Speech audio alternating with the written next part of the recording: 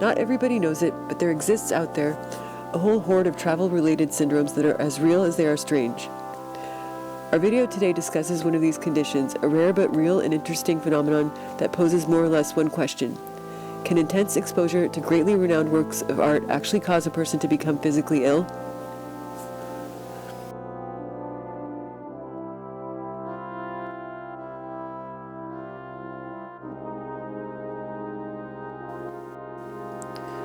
Well, can it? In a quick word, I suppose the answer is yes. While it's not a mental disorder you'll find in the DSM, there still have been plenty of occurrences so as to warrant it legit. One of the earliest known cases, in fact, dates all the way back to the 1800s. At that time, there lived a pretty popular French author by the name of Marie-Henri Bell, but who was ultimately better known by his pen name, which was just simply Stendhal. As legend has it, in 1817, when Stendhal was visiting the culturally rich Tuscan city of Florence, Italy, he would experience a rather strange phenomenon.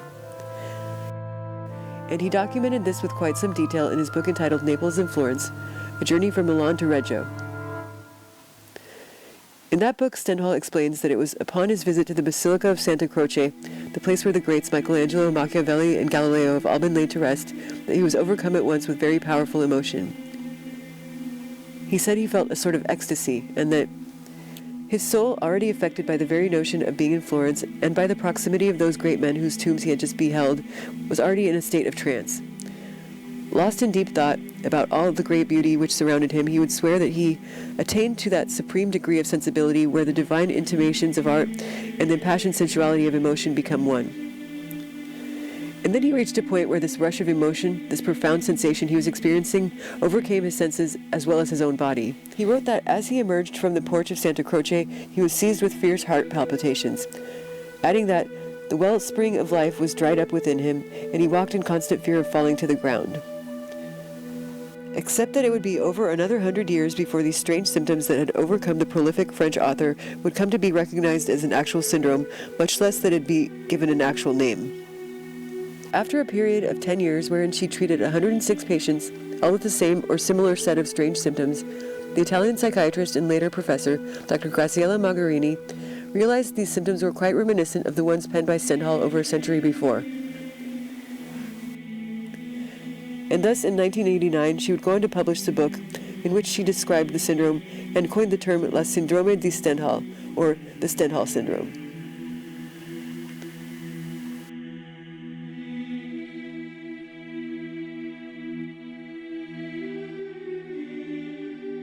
Stendhal syndrome is now defined as a psychosomatic condition in which individuals develop various symptoms when exposed to artwork or other objects of great beauty or antiquity. In general, these symptoms may include racing pulse, confusion or disorientation, dizziness, fainting, panic attacks, and in some wild but not too unusual cases, even paranoia and hallucinations. Because documented cases have been mostly confined to the city known as the Cradle of Renaissance, Stendhal syndrome is also known as Florence Syndrome and, on rare occasions, hyperkulturemia, which literally translates to mean excess of culture in the blood. Although in theory, a person could fall victim to Stendhal Syndrome, a.k.a. Florence Syndrome, in other locations as well, what may account for all the cases observed in Florence is the fact that the ancient city boasts so many great works of art, from sculpture to paintings to architecture, all crammed into a relatively small locale.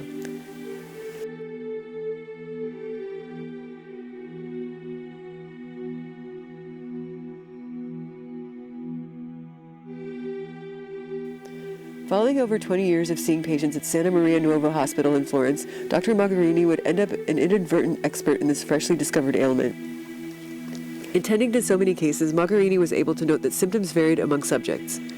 More specifically, of the 100-plus individuals that Dr. Magarini observed, 2/3 developed paranoid psychoses, while the remaining 1/3 of individuals experienced states that were predominantly anxiety-based. And she originally even had categorized her patients into 3 different groups. The first experienced altered perceptions of sounds or colors. This was often accompanied by a heightened sense of anxiety, guilt, or persecution.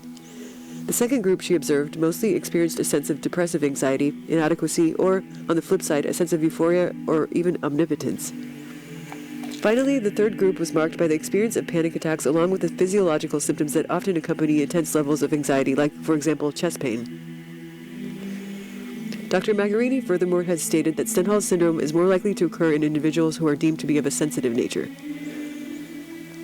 In addition to that, there have been no known Italians to ever fall victim to these symptoms, and Western Europeans are also more likely to be affected than are Americans. Adding to the discussion, Dr. Fabio Camilletti, an associate professor at the School of Modern Languages and Cultures in the UK, has been quick to point out that Stendhal Syndrome only applies when subjects are exposed to the beauty and art that has been created by humans and not to beauty found in nature.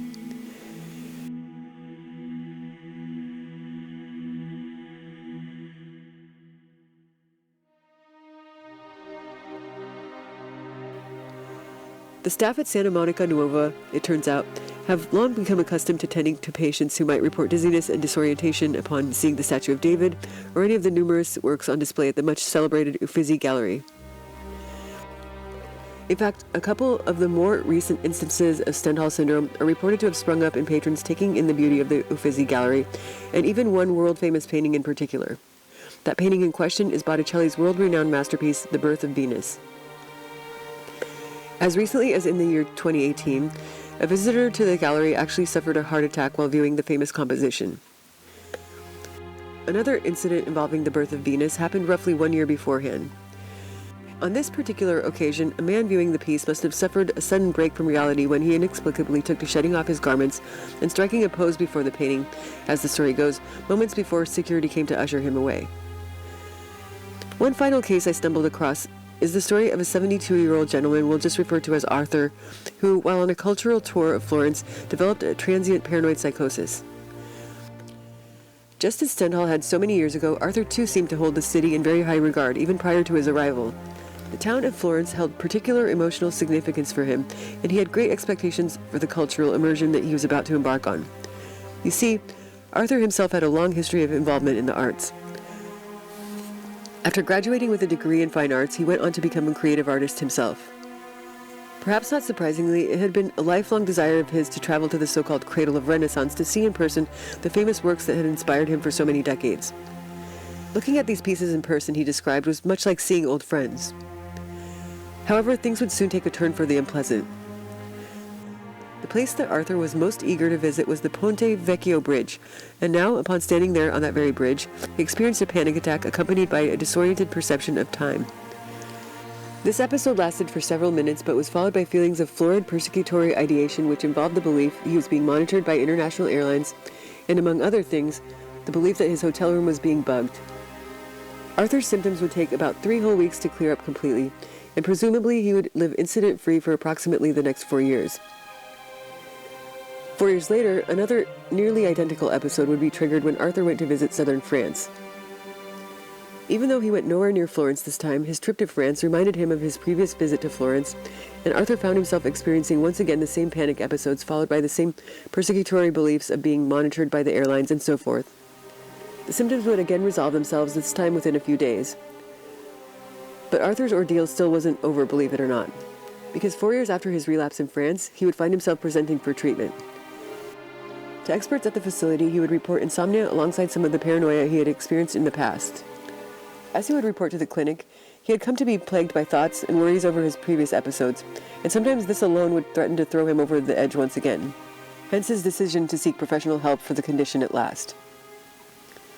Arthur would go on to improve with treatment, but what makes his case so unique is the trigger of multiple relapses, despite never again finding himself at the place that had initially started it all.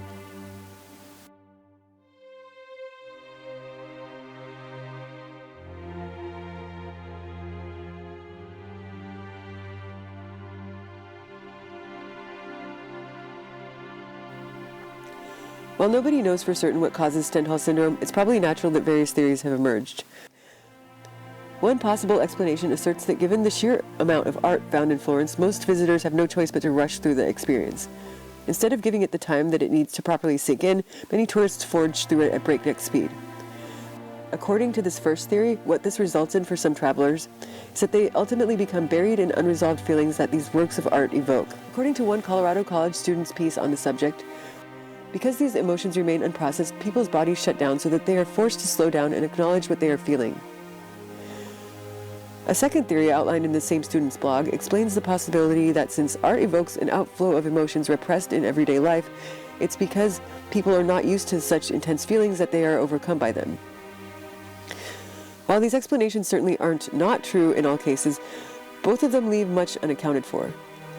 I personally believe that what occurs in a person in the throes of a Stendhal episode can actually perhaps be equated to what certain people might experience when, and if given the chance to meet face-to-face, a celebrity for whom they have developed a rather intense admiration for, or if you will, someone they have a celebrity crush on. Do you recall ever seeing footage of the way the females in the audiences would be so overcome by emotion upon seeing, just say, Elvis or the Beatles, that many of them would cry and flail about? Many of them would faint and even require medical attention. This was the first time that, thanks to radio, but also now television, music and celebrity in general was being introduced to the public in a way that was totally new to them. Even nowadays, people might develop a pretty intense celebrity crush where if you were to meet that person, your hands might shake a little, you might get a little tongue-tied, and who knows, you might even feel a little bit faint, depending on how far you've let your fantasies of this person go.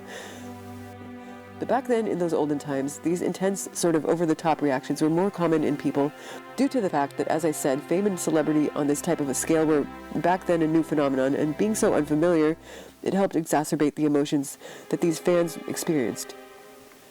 Think of it this way. Nowadays, it isn't all that uncommon to be able to interact with some celebrities via their Twitter pages, Instagram accounts, or what have you. Today's celebrities feel far more accessible than they have felt to us for a while.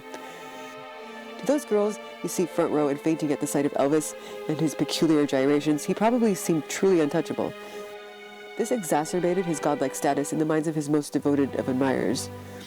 And so the fact that here they were, at this point in time, actually laying eyes on the king himself, it's actually not too surprising at all that this gave way to the whole wild array of peculiar yet powerful emotions that it did. To me, this sounds a lot like what's most likely at work when one develops Stendhal Syndrome. Surely we could learn about works of art from books and the internet, but short of seeing the piece in person, there's a lot of room for us to build up certain works and or certain artists up in our heads. We go our whole lives hearing about the greats, Picasso, Rembrandt, Michelangelo, Da Vinci, just to name a few random artists that most likely we've all at least heard of. Recall that Arthur had stated that viewing the classics in Florence felt like he was seeing old friends. All that this tells us pretty patently is that Arthur's familiarity with this art was relatively strong. This was art he had spent close to a whole lifetime developing a relationship with, yet this was his first time meeting the art, if you will. It's easy to imagine that for someone in this mindset, the experience of this moment, of the fantasy turned 100% real, could be nothing short of like a profound religious experience. Recall also how Dr. Margherini had shared her observations that there were more Western European than there were American patients, and furthermore that Italian patients she treated equaled right around zero. When you ask yourself, what might this little bit of trivia infer, the answer backs my own theory rather nicely, or in the least, they work well together. Italians born and raised among this very art are not likely to become too overwhelmed by something they see and interact with every day. Whether or not, from Florence, in Italy, ancient art is plentiful in all directions. Do you think Yoko Ono cried tears and heard voices every time John Lennon would enter the room? Even with a character like Yoko, this is highly doubtful. On the other hand, what about those likely to develop the syndrome? I propose that, like the most ardent of fangirls, those susceptible to the symptoms that define Stendhals have devoted a lot of time, at least relatively, to hearing and or learning about the very works of art which eventually caused them to develop those symptoms upon a first face-to-face encounter. It is quite possible that there is some sort of a direct link between that energy they have devoted to the celebrity or the artist and his much revered pieces, and how emotional one ultimately gets when laying eyes on that respective entity for the first time.